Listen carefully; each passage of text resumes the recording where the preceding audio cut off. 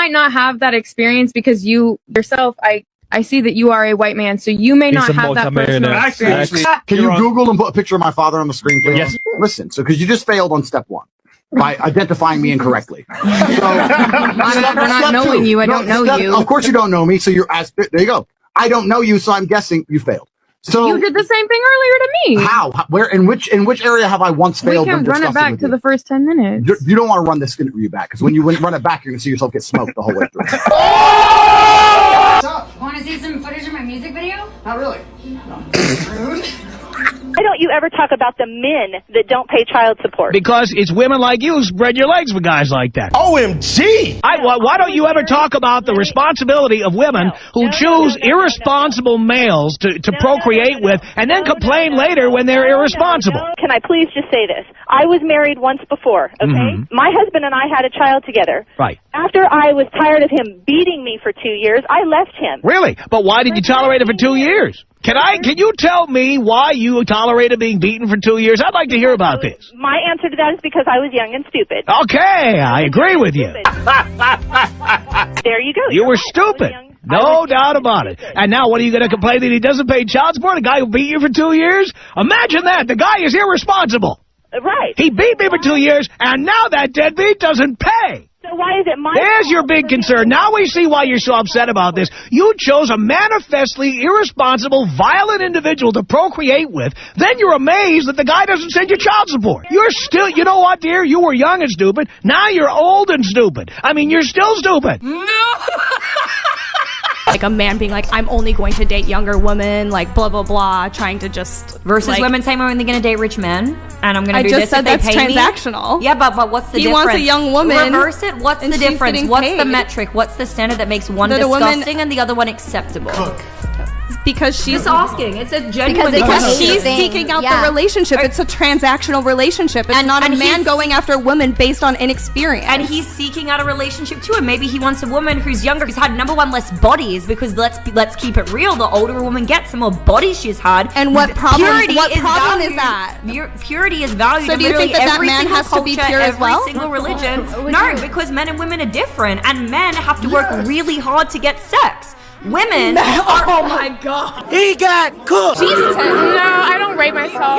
You're a 10. I'm sorry. You're 100. No. She's 100. I'm not gonna rate myself none because that shit don't matter. It matters what's up here, period. Mine. Let's go! I'm a real bitch. I got money, baby. This Chanel, 7 bands. This BBL, 10 bands. I'm a real bitch, I thought it matters what's up here, and then you pointed to your BBL. Gotcha, bitch. Listen. I'm a few daiquiris in. I feel like the men's interpretation of feminism now is just never helping us with anything. That's a feminist now. Like the number of times the tiniest woman helps me with my luggage on the plane, it's always the tiniest woman, like a woman like you, who's like, oh, I'm gonna join in and help her. And then we're both struggling, and we're both like trying to get it up, like, no, you've got it, okay, you've got that side, you've got, and then a strong man's like, they've got it. I'm a feminist. Don't want to offend them.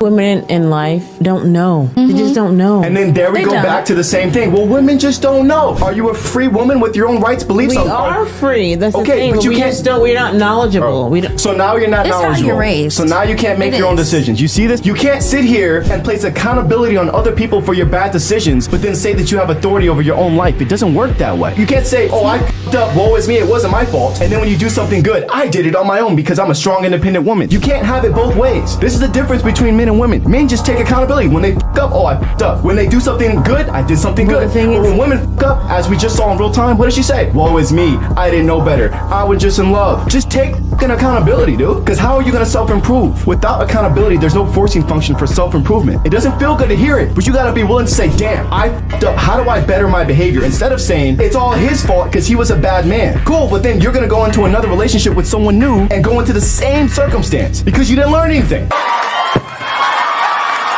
Look, I have a kid. I used to be like that until I had my kid. Now that I have my kid, like, I might be this, oh, I'm a boss bitch, but deep down in my heart, I would do absolutely anything to be at home and be like always with my child. There you go. But unfortunately, And have a man protect you. Stop acting like, stop leaving out the man part. Yeah. Because for you to be home with your child, that means you got a man holding you down, yeah, protecting you. and that's what I'm saying. Like, he's right, and that shit's hard. Like, but unfortunately, since I'm by myself, I gotta hustle, you know. But I would do anything to have a man like that. That's what we saying. That's exactly. Thank you. God bless you. God bless you for telling the fucking truth. God bless you for telling the truth. But I would like to know if you're so confident that feminism brought in all of this positive change for women. Okay. Some of it, I would agree with you, has been positive, but all of it is positive. Okay, it's all positive, and now women this and women that. Why are they unhappy? Just answer me. Because now they're out what? They're looking for guys. They're on the hunt now, only they have standards up here. They're refusing to give guys what they want. So if guys say, oh, I want you to be feminine, this is important to me, and I want you to be, you know, pleasant, and oh, how dare you ask me to be pleasant? How dare you ask me to be feminine, you misogynist? But I need you to make 6 figures a year. You down? Talking like a man like that too. No, he's not down. So you're alone, you're miserable, and you're like, thank you, feminism, as you cry yourself to sleep at night with a big old pot of Ben & Jerry's. Here are a list of things I expect men to do in marriage.